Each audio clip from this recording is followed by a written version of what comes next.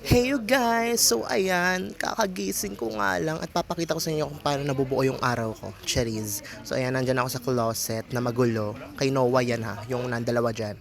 Ayan, kumuha ako ng damit ko, saka ng pants ko para get ready, get set, go. Tapos naghilamos na ako. First thing to do, hilamos. And then, toothbrush, brush 3 times a day. Tapos ayan, tapos na ako maligo, di ba sobrang sarap ko? Ang sarap! Ayan, inayos ko lang yung belt ko kasi maluwag yung pants ko. Ang payat ko kasi. Tapos ayan, bababa na ako ng mansion, ay ng second floor. Ayan guys. Late na kasi ako kaya sa baba na ako nag-makeup. Ayan, for the makeup challenge, kilay-kilay. Tapos may basher ditong impacta.